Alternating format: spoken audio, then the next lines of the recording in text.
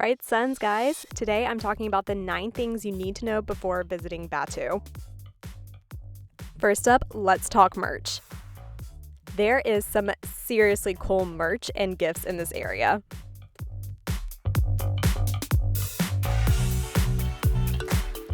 From lightsabers to building your own droid, even cookware. They've got pretty much anything you would need or want as a Star Wars fan. Actually, though, the only thing you won't find is anything labeled Star Wars. Everything will say Black Spire Outpost instead, and this is to keep you fully immersed in the story. Some of your favorite Star Wars characters are hanging out in Batuu, but you won't find any meet and greets here. Instead, you get to interact with friends and foes from around the galaxy in immersive, unique ways. Stormtroopers patrol the area checking for allegiance to the First Order from civilians and droids alike. V. Marathi is gathering recruits and allies for the Resistance.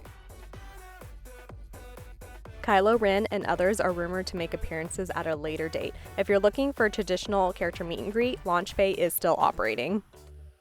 Galaxy's Edge is hot. Florida always has its share of scorching temperatures. Due to how this area was built, it's extra toasty. The land is sloped downwards, plus the towering spires are great for immersion, but not necessarily airflow. There are water bottle fill stations and water fountains in the land. Or grab a local delicacy like blue or green milk or something stronger from Oga's. Ever dreamed of piloting the Millennium Falcon? Now you can with Smugglers Run. This simulator ride allows you to participate in some less than legal galactic runs, all to gain credits for the Resistance though. This attraction is like a grown-up interactive Star Tours. Unlike Star Tours though, there are no FastPasses. Both Smugglers Run and Rise of the Resistance will open without FastPasses as an option. Disney will continue to monitor this attraction. FastPasses are sure to pop up eventually. This is definitely going to be a popular attraction, especially since it's currently the only ride open in Galaxy's Edge. And that brings us to number 5.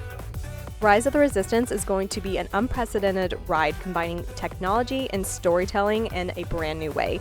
Guests will transport to the middle of a climactic battle between the First Order and the Resistance. This ride is set to open December 5th, so keep that in mind when planning any trips to Batuu. Now to talk about one of my favorite things, food. There are a couple of different food options. There's Ronto's Roasters, where you can grab Ronto wraps. There's Docking Bay 7, which is a quick service option, and then there's Oga's Cantina, which acts like a bar lounge with a little bit of food. All of the food is delicious. If you're looking for more traditional theme park fare, though, you won't find it here. The menus lean towards intergalactic inspired and more adventurous dishes. That being said, this is some of the best quick service food I've had at Disney in a while. You can maximize your trip to Batuu by booking reservations to 3 high-demand experiences. Savvy's Workshop, where you can build a lightsaber, the Droid Depot, where you can build a droid, and Oga's Cantina are all available for advanced reservations. Oga has some rules if you're visiting this establishment. This highly detailed, fun lounge is sure to be popular. Because of that, visitors are maxed out at 45 minutes and 2 drinks per guest. Reservations are strongly encouraged, though some walk-ups may be permitted.